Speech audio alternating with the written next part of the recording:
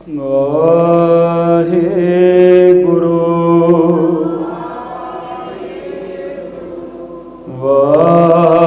ਵਾਹਿਗੁਰੂ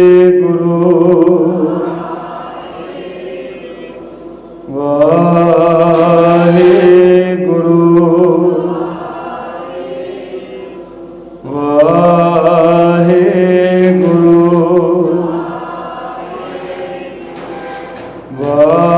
ਵਾਹਿਗੁਰੂ ਤੂੰ ਮੇਰੋ ਮੇਰ ਪਰਬਤ ਸੁਆਮੀ ओट गही मैं तेरी ना तुम डोलो ना हम गिरते रख लीनी हर में ना तुम डोलो ना हम गिरते रख लेनी हर में। परम सन्मान जो जुगो जुग अटल चवर छतर तख्त दे मालक साहिब सतगुरु गुरु ग्रंथ साहिब जी महाराज जियां दे सत्कार विच जुड़ बैठे गुरमुख प्यारे सतसंगी जनों, आओ विचार आरंभ करन तो पहला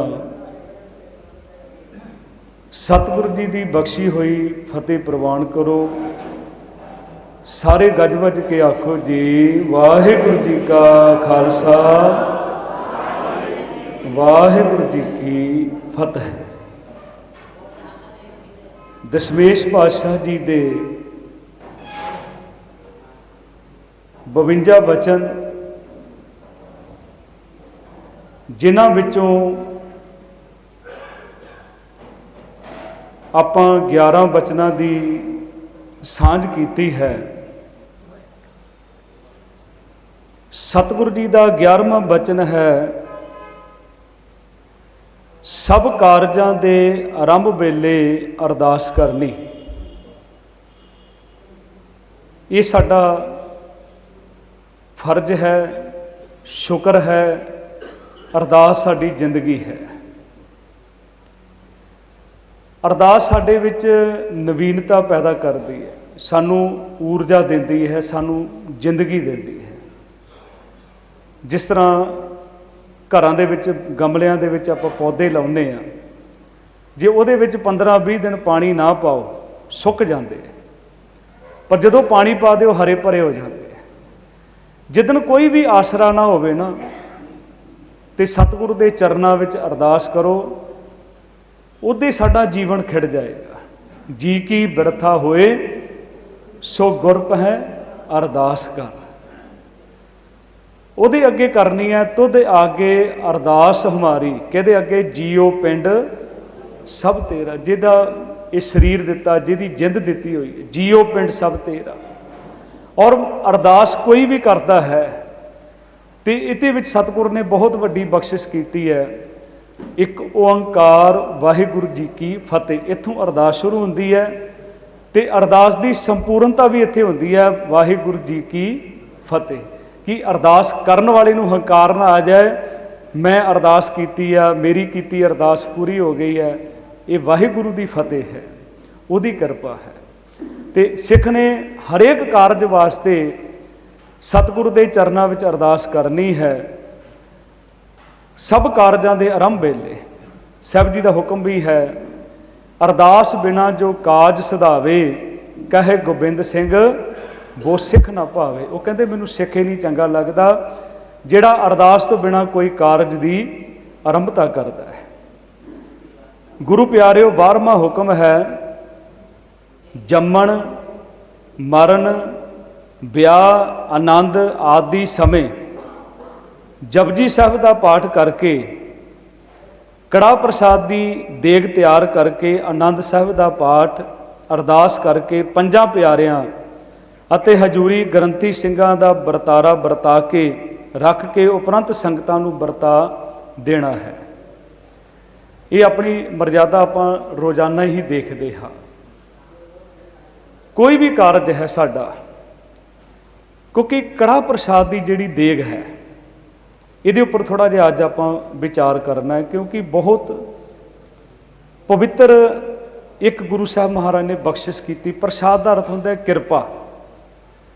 ਗੁਰੂ ਗ੍ਰੰਥ ਸਾਹਿਬ ਦੇ ਵਿੱਚ ਪ੍ਰਸ਼ਾਦ ਸ਼ਬਦ ਮੂਲ ਮੰਤਰ ਦੇ ਵਿੱਚ ਸੰਪੂਰਨ ਮੂਲ ਮੰਤਰ 33 ਵਾਰੀ ਆਇਆ, ਉੱਥੇ ਆਖਰ ਵਿੱਚ ਹੈ ਗੁਰ ਪ੍ਰਸਾਦ। ਗੁਰੂ ਦੀ ਕਿਰਪਾ ਦੇ ਰਾਹੀਂ 8 ਵਾਰੀ ਆਇਆ ਇੱਕ ਓਂਕਾਰ ਸਤਨਾਮ ਕਰਤਾ ਪੁਰਖ ਗੁਰ ਪ੍ਰਸਾਦ।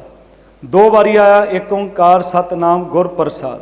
525 ਵਾਰੀ ਆਇਆ ਇੱਕ ਓਂਕਾਰ ਸਤ ਗੁਰ ਪ੍ਰਸਾਦ। ਪ੍ਰਸਾਦ ਦਾ ਅਰਥ ਹੈ ਕਿਰਪਾ। ਸੁਖਮਨੀ ਸਾਹਿਬ ਦਾ ਤੁਸੀਂ ਪਾਠ ਕਰਦੇ ਹੋ, ਅਸ਼ਟਪਦੀ ਹੈ ਜਹ ਪ੍ਰਸਾਦ ਛੱਤੀ ਅੰਮ੍ਰਿਤ 37 ਵਾਰੀ। ਪ੍ਰਸਾਦ ਦਾ ਅਰਥ ਹੈ ਕਿਰਪਾ। ਦੱਦੇ ਨੂੰ ਸਿਆਰੀ ਜਿੱਥੇ ਆਏਗੀ ਸਤਿਗੁਰ ਦੀ ਕਿਰਪਾ ਦਾ, ਜਿਹਦੀ ਕਿਰਪਾ ਦੇ ਨਾਲ ਜਹ ਪ੍ਰਸਾਦ 36 ਅੰਮ੍ਰਿਤ ਖਾਏ ਤਿਸ ਠਾਕੁਰ ਕੋ ਰਖ ਮਨ ਮਾਹੇ। ਕਿਉਂਕਿ ਸਤਿਗੁਰੂ ਗੁਰੂ ਨਾਨਕ ਸਾਹਿਬ ਜੀ ਨੇ, ਭਾਈ ਗੁਰਦਾਸ ਸਾਹਿਬ ਲਿਖਦੇ, ਮਾਰਿਆ ਸਿੱਕਾ ਜਗਤ ਵਿੱਚ ਨਾਨਕ ਨਿਰਮਲ ਪੰਥ ਚਲਾਇਆ। ਇਹ ਨਿਆਰਾ ਪੰਥ ਹੈ। ਨਿਆਰੇ ਦਾ ਮਤਲਬ ਵੱਖਰਾ। ਸਾਹਿਬ ਜੀ ਨੇ ਆਖਿਆ ਨਾ, ਜਬ ਲਗ ਖਾਲਸਾ ਰਹੇ ਨਿਆਰਾ, ਤਬ ਲਗ ਤੇਜ ਦਿਓ ਮੈਂ ਸਾਰਾ, ਜਬ ਹੈ ਗਹੇ ਵਿਪਰਨ ਕੀ ਰੀਤ ਮੈਂ ਨਾ ਕਰੂੰ ਇਨਕੀ ਪ੍ਰਤੀਤ। ਸਾਡਾ ਮੰਤਰ, ਸਾਡਾ ਗ੍ਰੰਥ, ਸਾਡਾ ਆਪਸ ਵਿੱਚ ਮਿਲਣ ਦਾ ਸੰਬੋਧਨ ਬੋਲਾ, ਸਾਡੇ ਕਾਰਜ ਦੁਨੀਆ ਤੋਂ ਭਿੰਨ ਹਨ। ਅਲੱਗ-ਅਲੱਗ ਪ੍ਰਸ਼ਾਦ ਤੁਹਾਨੂੰ ਮਿਲਦੇ ਆ, ਅਲੱਗ-ਅਲੱਗ ਪ੍ਰਸ਼ਾਦ ਹਰੇਕ ਅਸਥਾਨ 'ਤੇ ਮਿਲਦੇ ਆ, ਪਰ ਗੁਰੂ ਘਰ ਦੇ ਵਿੱਚ ਕੜਾਹ ਪ੍ਰਸ਼ਾਦ, ਜਿਹਨੂੰ ਦੇਗ ਵੀ ਕਿਹਾ ਗਿਆ, ਕੜਾਹ ਪ੍ਰਸ਼ਾਦ ਜਿਹੜਾ ਹੈ, ਕਿੱਡੀ ਵੱਡੀ ਗੁਰੂ ਨਾਨਕ ਸਾਹਿਬ ਜੀ ਦੀ ਇਹ ਕਿਰਪਾ, ਗੁਰੂ ਨਾਨਕ ਸਾਹਿਬ ਜੀ ਦੀ ਕਿਰਪਾ ਹੈ। ਕੜਾਹ ਪ੍ਰਸ਼ਾਦ ਇੱਦਾਂ ਦਾ ਪ੍ਰਸ਼ਾਦ ਸਤਿਗੁਰ ਨੇ ਦਿੱਤਾ, ਬੱਚਾ ਵੀ ਖਾ ਸਕਦਾ ਹੈ ਤੇ ਬਜ਼ੁਰਗ ਵੀ ਖਾ ਸਕਦੇ ਹੈ, ਬੱਚੇ ਤੋਂ ਲੈ ਕੇ ਬਜ਼ੁਰਗ ਤੱਕ। ਔਰ ਕੜਾਹ ਪ੍ਰਸ਼ਾਦ ਪ੍ਰਵਾਨ ਕਿੱਦਾਂ ਕਰਨਾ ਹੈ? ਅਸੀਂ ਜਿਸ ਵੇਲੇ ਪ੍ਰਸ਼ਾਦ ਵਰਤਾਉਂਦੇ ਹਾਂ, ਜੇ ਤੁਸੀਂ ਇੱਦਾਂ ਹੱਥ ਕਰੋਗੇ, ਪ੍ਰਸ਼ਾਦ ਵਰਤਾਉਣ ਵਾਲੇ ਸੇਵਾਦਾਰ ਕਹਿਣਗੇ ਭਾਈ ਬੁੱਕ ਕਰਕੇ ਲਓ। ਔਰ ਕੜਾਹ ਪ੍ਰਸ਼ਾਦ ਦੀਵਾਨ ਦੀ ਸਮਾਪਤੀ ਤੋਂ ਬਾਅਦ ਵਰਤਾਇਆ ਜਾਂਦਾ ਹੈ।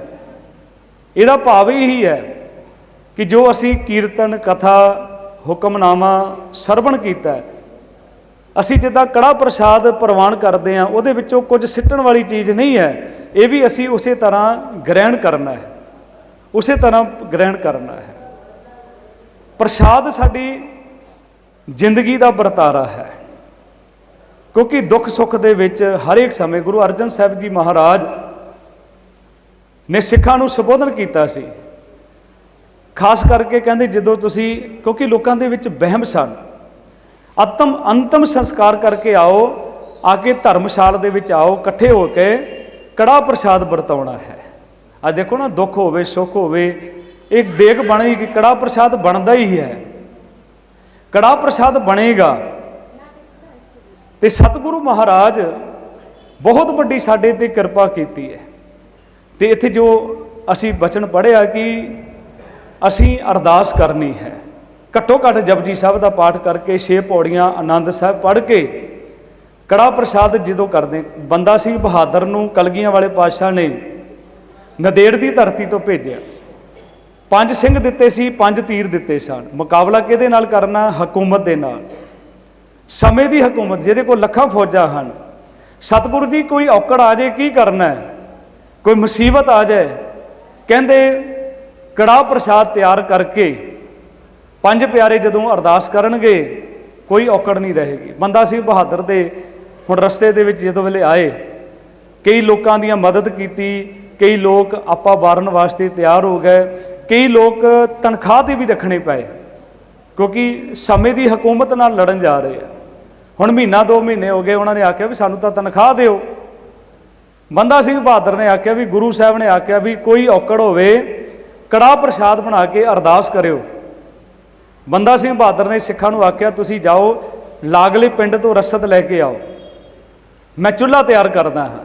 ਉਹਨੇ ਜਦੋਂ ਮਿੱਟੀ ਪੁੱਟੀ ਨਾ, ਇਤਿਹਾਸ ਲਿਖਦਾ ਹੈ, ਜਦੋਂ ਮਿੱਟੀ ਪੁੱਟੀ ਹੈ ਚੁੱਲ੍ਹਾ ਬਣਾਉਣ ਵਾਸਤੇ, ਥੱਲੇ ਇੱਕ ਸੰਦੂਕ ਮਿਲਿਆ। ਜਦੋਂ ਸੰਦੂਕ ਕੱਢਿਆ, ਸੰਦੂਕ ਦੇ ਵਿੱਚ ਸੋਨੇ ਦੀਆਂ ਮੋਹਰਾਂ ਸਨ। ਹੱਥ ਜੁੜ ਕੇ ਬੰਦਾ ਸਿੰਘ ਬਹਾਦਰ ਦੇ, ਸਤਿਗੁਰ ਹਲੇ ਤਾਂ ਅਰਦਾਸ ਕੀਤੀ ਨਹੀਂ ਹੈ, ਬਿਨ ਬੋਲਿਆ ਸਭ ਕੁਛ ਜਾਣਦਾ, ਕਿਸ ਆਗੇ ਕੀਚੇ ਅਰਦਾਸ। ਉਹ ਤਾਂ ਘਟ ਘਟ ਕੇ ਅੰਤਰ ਕੀ ਜਾਣਤ, ਭਲੇ ਬੁਰੇ ਕੀ ਪੀਰ ਪਛਾਣ। ਕਿਸੇ ਮਹਾਂਪੁਰਸ਼, ਜੀਵਨ ਵਾਲੇ ਮਹਾਂਪੁਰਸ਼ ਨੂੰ ਕਿਸੇ ਨੇ ਪੁੱਛਿਆ ਸੀ ਅਰਦਾਸ ਕਿਹਦੀ ਸੁਣੀ ਜਾਂਦੀ ਹੈ? ਉਹਨਾਂ ਨੇ ਆਖਿਆ ਅਰਦਾਸ ਉਹਦੀ ਸੁਣੀ ਜਾਂਦੀ ਹੈ ਜਿਹਨੂੰ ਕਰਨੀ ਨਹੀਂ ਆਉਂਦੀ, ਕਿਉਂਕਿ ਉਹ ਦਿਲ ਦੀ ਜਾਣਦਾ ਹੈ। ਘਟ ਘਟ ਕੇ ਅੰਤਰ ਕੀ ਨੇ, ਅਸੀਂ ਸੋਹਣੇ ਲਫ਼ਜ਼ ਬੋਲਦੇ ਹਾਂ ਤੇ ਅਰਦਾਸ ਸੁਣਦਾ ਨਹੀਂ ਭਾਈ, ਉਹ ਸਾਡੇ ਅੰਦਰਲੀ ਭਾਵਨਾ ਨੂੰ ਜਾਣਦਾ ਹੈ। ਜੇ ਅਸੀਂ ਬੋਲਣਾ ਨਹੀਂ ਜਾਣਦੇ ਨੇ, ਜੇ ਬਾਹਰੋਂ ਭੁੱਲ ਚੁੱਕ ਬੋਲਦੇ ਭੀ ਖਰੇ ਹਰ ਪਾਣੇ, ਉਹ ਅੰਦਰਲੀ ਅਵਸਥਾ ਨੂੰ ਜਾਣਦਾ ਹੈ। ਹੁਣ ਇਹ ਪੰਥ ਦੀ ਮਰਜ਼ਾਦਾ ਹੈ ਤੇ ਮੈਂ ਬਹੁਤ ਆਪਣੇ ਆਪ ਨੂੰ ਭਾਗਸ਼ਾਲੀ ਮਹਿਸੂਸ ਕਰਦਾ ਤੁਹਾਡੇ ਵਿੱਚ ਰਹਿ ਕੇ, ਕਿਉਂਕਿ ਕਈ ਜਗ੍ਹਾ ਮਰਜ਼ਾਦਾ ਜਿਹੜੀ ਹੈ ਉਹ ਸ੍ਰੀ ਅਕਾਲ ਤਖਤ ਸਾਹਿਬ ਦੀ ਨਹੀਂ ਮੰਨੀ ਜਾਂਦੀ। ਸਾਡੇ ਗੁਰਦੁਆਰਿਆਂ ਵਿੱਚ ਕਿਸੇ ਬਾਬੇ ਦਾ ਪ੍ਰਭਾਵ ਹੈ, ਕਿਸੇ ਡੇਰੇ ਦਾ ਪ੍ਰਭਾਵ ਹੈ, ਤੇ ਡੇਰਿਆਂ ਦੀ ਮਰਜ਼ਾਦਾ ਹੈ। ਉੱਥੇ ਕੀ ਕਿਹਾ ਜਾਂਦਾ ਹੈ? ਆਪ ਜੀ ਨੂੰ ਭੋਗ ਲੱਗੇ। ਭੋਗ ਲੱਗਦਾ ਮੂਰਤੀਆਂ ਨੂੰ। ਅੱਜ ਸਾਡੇ ਵਿੱਚ ਵੀ ਕਈ ਲੋਕ ਪੈਦਾ ਹੋਏ, ਅਰਦਾਸ ਕਰੋ, ਲੰਗਰ ਤਿਆਰ ਕਰਦੇ, ਅਰਦਾਸ, ਭੋਗ ਨਹੀਂ ਲਾਉਣਾ। ਅਰਦਾਸ ਹੈ, ਪ੍ਰਵਾਨ ਹੋਣਾ। ਸਤਿਗੁਰੂ ਜੀ ਆਪ ਗੁਰੂ ਕਲਗੀਧਰ ਪਾਤਸ਼ਾਹ ਮਹਾਰਾਜ ਕਿਰਪਾਨ ਭੇਟ ਕਰਦੇ ਸਨ। ਆਪਾਂ ਕਹਿੰਦੇ ਨਾ ਪ੍ਰਵਾਨ ਹੋਵੇ। ਦਰਬਾਰ ਸਾਹਿਬ ਦੀ ਇਹ ਮਰਜ਼ਾਦਾ, ਸ੍ਰੀ ਅਕਾਲ ਤਖਤ ਸਾਹਿਬ ਦੀ ਮਰਜ਼ਾਦਾ ਹੈ। ਇਹ ਭੋਗ ਲੱਗੇ, ਇਹ ਡੇਰਿਆਂ ਦੀ ਮਰਜ਼ਾਦਾ। ਕਈ ਜਗ੍ਹਾ ਤੁਸੀਂ ਦੇਖਿਆ ਹੋਵੇਗਾ ਉਹ ਕਿਰਪਾਨ ਲੈ ਕੇ ਖੜਾ ਹੁੰਦਾ, ਉਹਨੂੰ ਕੋਈ ਲੈਣਾ ਦੇਣਾ ਨਹੀਂ ਅਰਦਾਸ ਦੇ ਨਾਲ। ਜਦੋਂ ਬੋਲਣਾ ਨਾ ਆਪ ਜੀ ਨੂੰ ਕੜਾਹ ਪ੍ਰਸ਼ਾਦ ਭੋਗ ਲੱਗੇ, ਫਿਰ ਟੱਕ ਦੇ ਨਹੀਂ ਮਾਰਦੇ ਬਾਟੇ ਦੇ ਵਿੱਚ, ਆਵਾਜ਼ ਆਉਂਦੀ, ਸਾਰਿਆਂ ਦਾ ਧਿਆਨ ਵੀ ਟੁੱਟ ਜਾਂਦਾ। ਹੁਕਮਨਾਮਾ ਸਾਹਿਬ ਤੋਂ ਬਾਅਦ ਕਿਰਪਾਨ ਭੇਟ ਕਰਨੀ ਹੈ। ਹੁਣ ਸਤਿਗੁਰੂ ਮਹਾਰਾਜ ਨੇ ਇਹ ਕੜਾਹ ਪ੍ਰਸ਼ਾਦ ਜਿਹੜਾ ਹੈ ਭੇਦ ਖਤਮ ਕਰਦਾ ਹੈ। ਅੰਮ੍ਰਿਤ ਸੰਚਾਰ, ਜਿਨ੍ਹਾਂ ਨੇ ਅੰਮ੍ਰਿਤ ਛਕਿਆ ਉਹਨਾਂ ਨੂੰ ਪਤਾ ਹੈ, ਅੰਮ੍ਰਿਤ ਦੀ ਦਾਤ ਦੇ ਕੇ ਜਿਸ ਵੇਲੇ ਕੜਾਹ ਪ੍ਰਸ਼ਾਦ ਵਰਤਾਇਆ ਨਹੀਂ ਜਾਂਦਾ, ਕੜਾਹ ਪ੍ਰਸ਼ਾਦ ਬਾਟਿਆਂ ਵਿੱਚ ਪਾ ਕੇ ਰੱਖਿਆ ਜਾਂਦਾ, ਖਾਓ ਭਾਈ ਇਹਦੇ ਵਿੱਚੋਂ ਖਾਓ। ਜੇ ਕਹੋ ਮੈਂ ਤਾਂ ਬਹੁਤ ਉੱਚੀ ਜਾਤੀ ਦਾ ਹਾਂ, ਮੈਂ ਤਾਂ ਅਮੀਰ ਹਾਂ, ਨਹੀਂ ਖਾਵਾਂ, ਉਹਦੇ ਵਿੱਚੋਂ ਖਾਣਾ ਪਏਗਾ। ਸਾਰੇ ਪ੍ਰਸ਼ਾਦ ਜਿੰਨੀ ਸੰਗਤ ਹੁੰਦੀ ਉਸ ਹਿਸਾਬ ਦੇ ਨਾਲ ਬਾਟੇ ਪੂਰਾ ਖਤਮ ਕਰਨਾ ਪੈਂਦਾ ਪ੍ਰਸ਼ਾਦ ਉਹ। ਤੇ ਇੱਕ ਕਾਰਨ ਕੀ ਹੈ ਕਿ ਛੂਆ-ਛਾਤ ਖਤਮ ਕਰਨਾ ਹੈ। ਤੇ ਕਈ ਵੇਲੇ ਹੋਰ ਭੁਲੇਖਾ ਸਾਡੇ ਅੰਦਰ ਜਿਹੜਾ ਅਸੀਂ ਕੌਲੀ ਦੇ ਵਿੱਚ ਪਾ ਕੇ ਰੱਖਦੇ ਹਾਂ, ਵੀ ਕਈ ਲੋਕ ਸਮਝਦੇ ਆ ਕਿ ਸ਼ਾਇਦ ਗੁਰੂ ਗ੍ਰੰਥ ਸਾਹਿਬ ਜੀ ਦਾ ਪ੍ਰਸ਼ਾਦ ਹੈ। ਗੁਰੂ ਗ੍ਰੰਥ ਸਾਹਿਬ ਜੀ ਨੇ ਤਾਂ ਪ੍ਰਵਾਨ ਕਰ ਲਿਆ, ਅਰਦਾਸ ਹੋ ਗਈ, ਪ੍ਰਵਾਨ ਹੋ ਗਿਆ। ਇਹ ਕੌਲੀ ਵਿੱਚ ਪਾ ਕੇ ਜਿਹੜਾ ਆਪਾਂ ਰੱਖਦੇ ਨਾ, ਥੱਲੇ ਬਾੜ ਕੇ ਕੌਲੀ ਭਾਵੇਂ ਦੂਰ ਰੱਖ ਲਓ, ਕੋਈ ਗੱਲ ਨਹੀਂ। ਇਹ ਕੌਲੀ ਪ੍ਰਸ਼ਾਦ ਉਹਦੇ ਵਾਸਤੇ ਹੈ ਜੋ ਸੇਵਾ ਕਰ ਰਿਹਾ, ਭਾਵੇਂ ਗ੍ਰੰਥੀ ਹੈ, ਭਾਵੇਂ ਕੋਈ ਸਿੰਘ ਬੈਠਾ, ਕੋਈ ਸਿੰਘਣੀ ਬੈਠੀ ਹੈ, ਸੇਵਾ ਤੋਂ ਵਿਹਲਾ ਹੋ ਕੇ ਉਹ ਪ੍ਰਸ਼ਾਦ ਲੈ ਸਕਦਾ, ਉਹਦੇ ਵਾਸਤੇ ਹੈ। ਗੁਰੂ ਸਾਹਿਬ ਦਾ ਪ੍ਰਸ਼ਾਦ ਨਹੀਂ ਹੈ। ਕਈ ਮਤਲਬ ਭੁਲੇਖੇ ਨੇ ਬਾਬਾ ਜੀ ਦਾ ਪ੍ਰਸ਼ਾਦ ਦੇ ਦਿਓ, ਤੇ ਬਾਬਾ ਜੀ ਦਾ ਨਹੀਂ ਹੈ। ਜਿਹੜਾ ਇੱਥੇ ਬੈਠਾ ਉਹ ਸੇਵਾ ਤੋਂ ਬਾਅਦ। ਇੱਕ ਮਰਜ਼ਾਦਾ ਤੁਸੀਂ ਹੋਰ ਦੇਖੀ ਹੈ, ਦਰਬਾਰ ਸਾਹਿਬ ਜਾਓ ਜਾਂ ਇਤਿਹਾਸਕ ਗੁਰਦੁਆਰਿਆਂ ਦੇ ਵਿੱਚ ਪਰਚੀ ਕਟਾ ਕੇ ਪ੍ਰਸ਼ਾਦ ਮਿਲਦਾ। ਪਰਚੀ ਸਿਸਟਮ ਕਦੋਂ ਸ਼ੁਰੂ ਹੋਇਆ? ਮਹਾਰਾਜਾ ਰਣਜੀਤ ਸਿੰਘ ਦਾ ਰਾਜ ਸੀ। ਸ੍ਰੀ ਦਰਬਾਰ ਸਾਹਿਬ ਭਾਵੇਂ ਸ਼ਰਧਾ ਪੂਰੀ ਰੱਖਦਾ ਸੀ ਮਹਾਰਾਜਾ ਰਣਜੀਤ ਸਿੰਘ, ਉਹਦੇ ਸ਼ਾਹੀ ਖਜ਼ਾਨੇ ਦੇ ਵਿੱਚੋਂ ਕੜਾਹ ਪ੍ਰਸ਼ਾਦ ਦੀ ਦੇਗ ਦਾ ਖਰਚਾ ਹੁੰਦਾ ਸੀ। ਸ਼ਾਹੀ ਖਜ਼ਾਨੇ ਵਿੱਚ ਜਥੇਦਾਰ ਕੌਣ ਸੀ? ਅਕਾਲੀ ਫੂਲਾ ਸਿੰਘ। ਅਕਾਲੀ ਫੂਲਾ ਸਿੰਘ ਜਥੇਦਾਰ ਹੈ। ਇੱਧਰ ਮਹਾਰਾਜਾ ਰਣਜੀਤ ਸਿੰਘ ਦਾ ਹਲੇ ਵਿਆਹ ਨਹੀਂ ਹੋਇਆ, ਕੋਈ ਕਰਮ ਕਰ ਲਿਆ, ਗਲਤੀ ਕੀਤੀ। ਔਰ ਦੂਸਰੀ ਗਲਤੀ ਕੀਤੀ, ਉਹਨੇ ਆਪਣੇ ਕੇਸ ਕਾਲੇ ਕਰ ਲਏ, ਦਾੜਾ ਰੰਗ ਲਿਆ।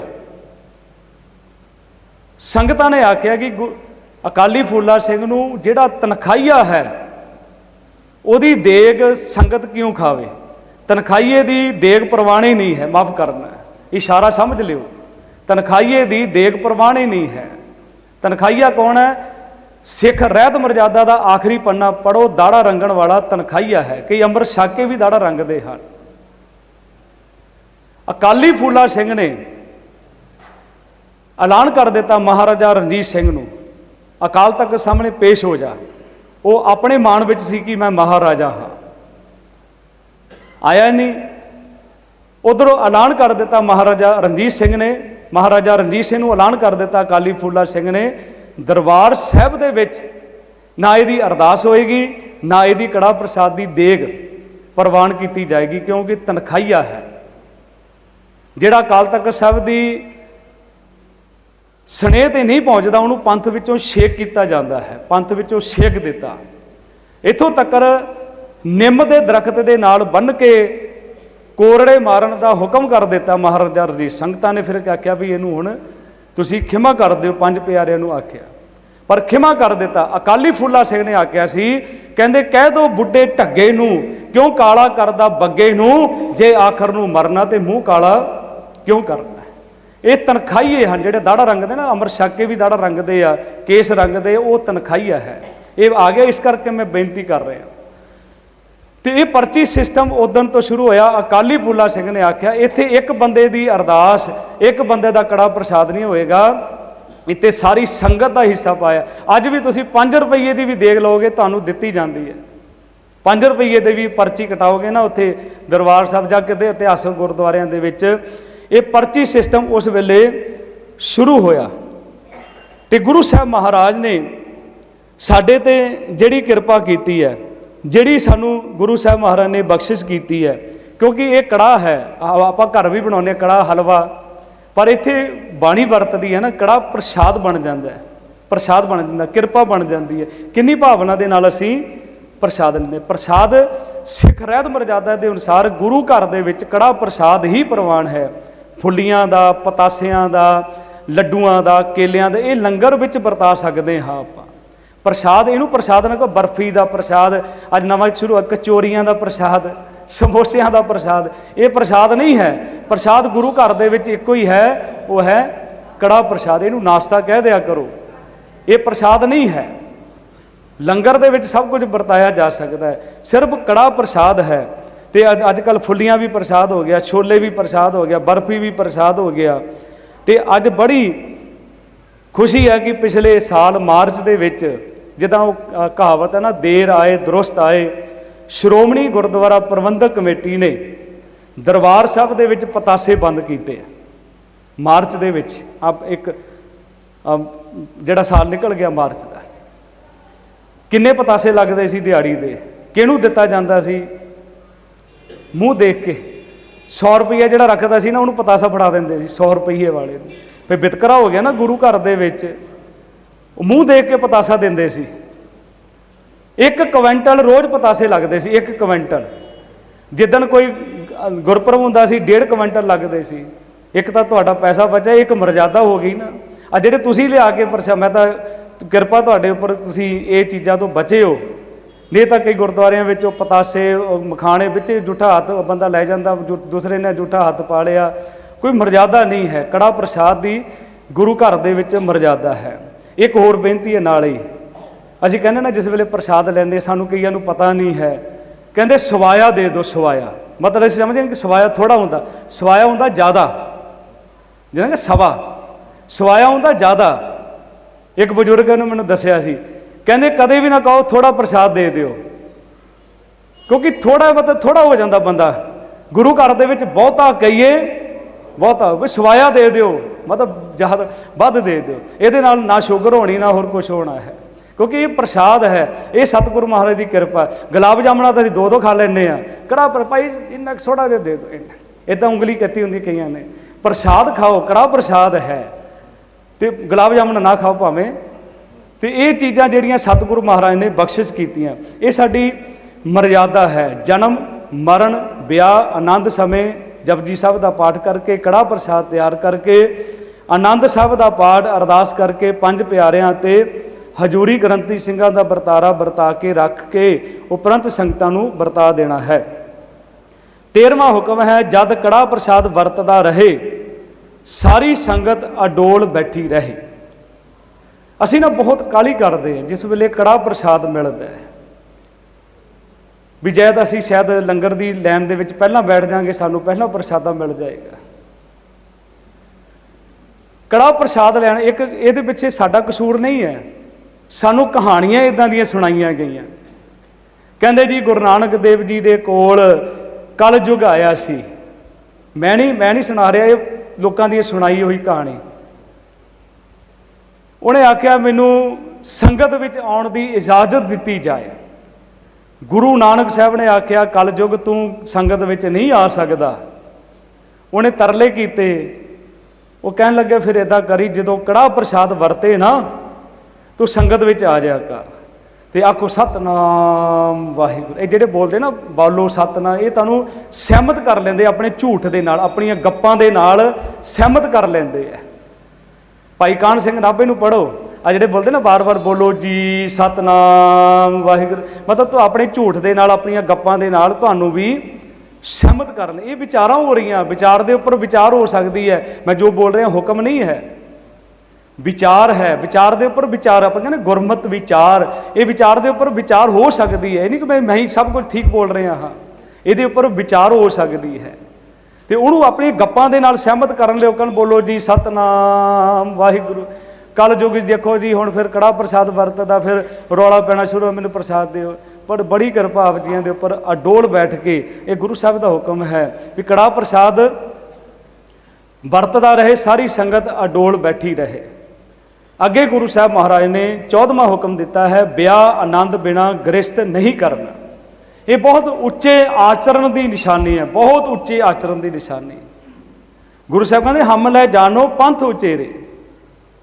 अगे 15वां भी नाल दा ही मिलता है, कहते पर इस्त्री माँ भैन धी करके जानना। ये सतगुरु का हुक्म है, पर बेटी को बेटी जाने, पर स्त्री को मात बखाने, अपनी स्त्री स्यों रत होए रहत बाण गुर का सिख सोए। कितना वड्डा उच्चा आचरण सिख का घड़िया गुरु साहब महाराज ने। अमृत दियां जिहड़ियां कुरैतां दे विच लिखिया, पर स्त्री पर पुरुष गमन नहीं करना। गुरु साहब ने बहुत साडा इन्ना उच्चा आचरण। अज लोग कहते एड्स की बीमारी फैल रही है, एड्स की बीमारी, इनू बीमारी नूं गुरु साहब ने पहला तुहाडे विचों कढ़ दिता है। सिख नूं इन्हां चीज़ां तो दूर कर दिता। हाँ तिस घोल कमाया पर नारी दे नेड़ ना जावे। अगला जिहड़ा है कहते इस्त्री का मूँह नहीं फटकारना, मतलब इस्त्री नूं बुरा भला नहीं कहना, क्योंकि सतगुरु जी ने इस्त्री जाति नूं बराबर का सन्मान दिता है। मैं अगे भी बेनती की है, जे मैं ताबिया बैठा इत्थे बीबी भी बैठ सकती है, जे भाई साहब जी कीर्तन कर रहे आ इत्थे बीबियां बैठ के कर सकदियां हन, जे कथा कर सकदा हाँ तो बीबियां भी कर सकदियां। इत्थों तक सिख रहत मर्यादा पढ़ो, 5 प्यारियां दे विच बीबियां भी शामिल हो सकदियां हन, क्योंकि बराबर का सन्मान दिता। कहते गुरु साहब ने आख्या ना, भंड जमीए भंड निमीए, भंड मंगण विआह, भंडो होवे दोस्ती, भंडो चले राह, भंड मुआ भंड भालीए, भंड होवे वदान, सो क्यों मंदा आखिए जित जमे राजा। तो उस तो ही जन्म लिया, उसे ही स्त्री जाति का शोषण करना शुरू कर दिता, उन्होंने फटकारना शुरू कर दिता। सतगुरु ने बराबर का दर्जा दिता, बराबर का सन्मान दिता स्त्री जाति। वो स्त्री जाति अज भी पुराने समयां दे विच, माफ़ करना मैं गुरु ग्रंथ साहब के महाराज के मैं गलत हाँ, तुसीं मैनूं दस दिओ, स्त्री तो स्त्री ही नफरत करती है। जे स्त्री नफरत ना करदियां, बच्चियां नूं जम्मण तो पहला ना मार दिता जाए। जे कौन नफरत कर रहा है? जे स्त्री चाहेगी तो उन्होंने जन्म देगी। अगे तुसी इतिहास सरवण किया, राजा गजपत सिंह होया, जींद का राजा सी। जींद अजकल हरियाणे में आ गया। ਉਹਦੇ घर बच्ची पैदा हुई, उन्हें मटके दे विच पा के मिट्टी विच दब दिती। हुण इहनूं पाप नूं छुपाउण वास्ते की कर रहा? भंडारा कर रहा, गड्ढे भर के लंगर दे लै गया। रस्ते विच बडरुखा पिंड पैंदा है, ज्ञानी गुद्दर सिंह जी उत्थे दीवान ला रहे सन। समाप्ति हुई, ज्ञानी गुद्दर सिंह नूं राजा गजपत सिंह कहंदा, ज्ञानी जी मैं राशन लैके आया हाँ लंगर वास्ते, अद्धा लंगर वास्ते, अद्धा मैं हरिद्वार जा रहा दान करन। ज्ञानी गुद्दर सिंह ने आख्या सी, राजा गजपत सिंह तेरा लंगर तेरा राशन गुरु घर दे विच प्रवान नहीं है। कहन लगा क्यों नहीं? वो कहन लगे कल बच्ची पैदा हुई, उन्होंने तू जमीन विच दब के आया, जा उन्होंने पहला कढ़, ਉਹਦੇ ਉੱਪਰ कौम का भविख खड़ा है। राजा गजपत सिंह के दिल ते गल लग गई, जाके उस बच्ची नूं कढ़िया। बाणी पढ़ते हो ना, विश्वास प्रभ भावे बिन सास ते राखे। तीसरा दिन सी, ਉਹ ਬੱਚੀ ਅੰਗੂਠਾ ਚੁੰਘ ਰਹੀ ਸੀ, ਉਹ ਰੱਬ ਰੱਖਦਾ ਹੈ। ਬੱਚੀ ਨੂੰ ਬਾਹਰ ਕੱਢਿਆ, ਬੱਚੀ ਦੇ ਚਰਨਾਂ ਵਿੱਚ ਮੱਥਾ ਟੇਕਿਆ, ਬੱਚੀ ਦਾ ਨਾਮ ਰਾਜ ਕੌਰ ਰੱਖਿਆ। ਮਹਾ ਸਿੰਘ ਦੇ ਨਾਲ ਸ਼ਾਦੀ ਹੋਈ, ਪੁੱਤਰ ਪੈਦਾ ਹੋਇਆ ਮਹਾਰਾਜਾ ਰਣਜੀਤ ਸਿੰਘ।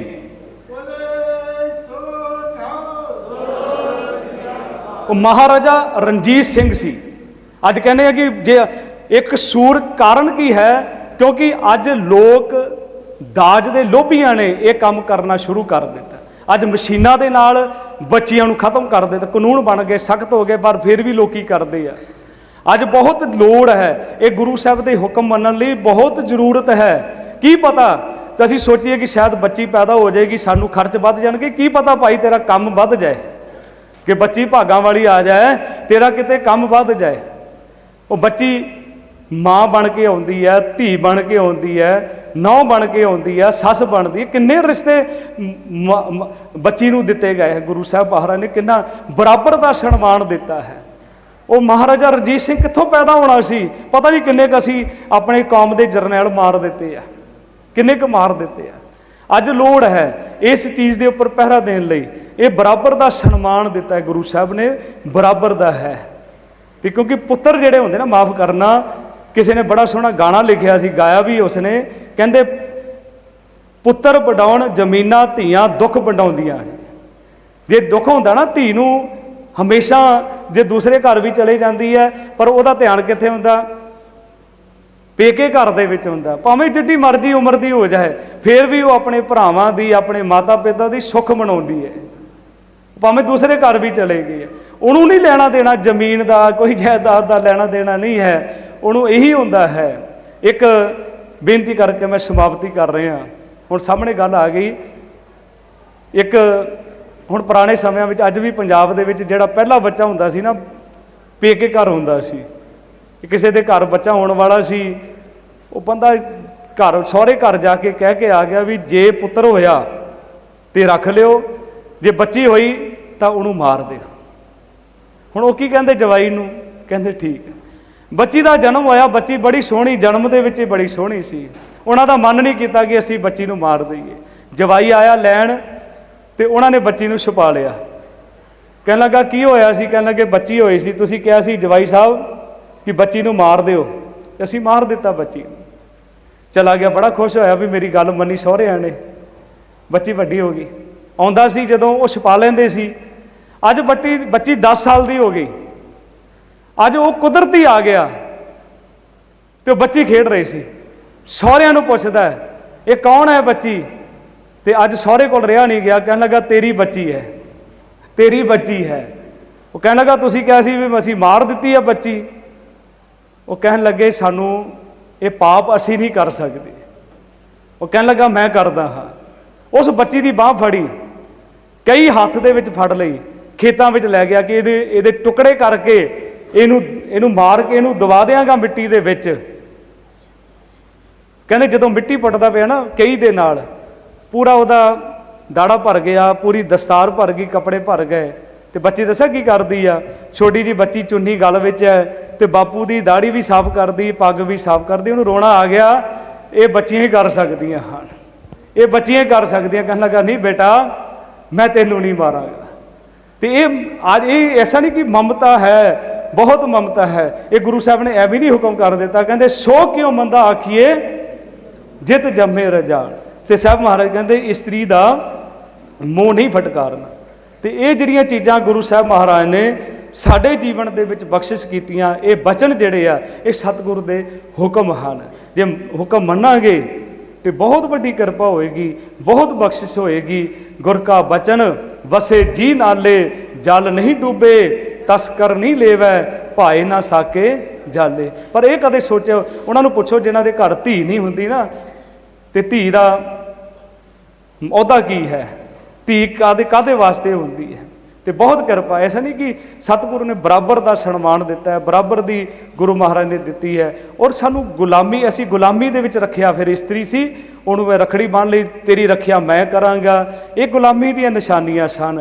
ਅਸੀਂ ਆਪ ਹੀ ਗੁਲਾਮੀ ਦੇ ਵਿੱਚ ਹਾਂ। ਮੈਂ ਵੀ ਬੀਬੀਆਂ ਭੈਣਾਂ ਨੂੰ ਵੀ ਬੇਨਤੀ ਕਰਨਾ ਚਾਹੁੰਦਾ, ਇਹ ਕਾਲੇ ਧਾਗੇ ਪੈਰਾਂ ਦੇ ਵਿੱਚ ਜੇ ਕਿਸੇ ਨੇ ਬੰਨ੍ਹਣੇ ਛੱਡ ਦਿਓ। ਇਹ ਤੁਹਾਡੀ ਗੁਲਾਮੀ ਦੀ ਨਿਸ਼ਾਨੀ ਹੈ। ਕਾਲੇ ਪੈਰ ਬੱਚਿਆਂ ਦੇ ਪੈਰਾਂ ਦੇ ਵਿੱਚ ਕਾਲੇ ਧਾਗੇ ਅੱਜ ਕੱਲ੍ਹ ਸ਼ੌਂਕ ਹੋ ਗਿਆ, ਪਤਾ ਕਿਸੇ ਨੂੰ ਨਹੀਂ ਕੀ ਹੈ। ਇਹ ਗੁਲਾਮੀ ਹੈ। ਆ ਕੰਨਾਂ ਦੇ ਵਿੱਚ ਪਾਉਣੇ, ਨੱਕਾਂ ਦੇ ਵਿੱਚ, ਨੱਕ ਦੇ ਵਿੱਚ ਕੌਣ ਪਾਉਂਦਾ ਸੀ? ਜਦੋਂ ਇੱਥੋਂ ਹਿੰਦੁਸਤਾਨ ਦੀਆਂ ਬਹੁ ਬੇਟੀਆਂ ਨੂੰ ਚੁੱਕ ਕੇ ਲੈ ਜਾਂਦੇ ਸੀ ਨਾ, ਗਜਨੀ ਦੇਸ਼ ਦੇ ਬਾਜ਼ਾਰਾਂ ਵਿੱਚ ਵੇਚਿਆ ਜਾਂਦਾ ਸੀ, ਮੰਡੀਆਂ ਦੇ ਵਿੱਚ, ਉਹ ਕਹਿੰਦੇ ਸੀ ਇਹ ਨੱਥ ਕਰ ਦਿੱਤਾ ਇਹਨੂੰ, ਇਹ ਮੇਰੀ ਹੈ, ਇਹ ਮੇਰੀ ਹੈ। ਇਹ ਗੁਲਾਮੀ ਦੀਆਂ ਨਿਸ਼ਾਨੀਆਂ ਲਾ ਦਿਓ।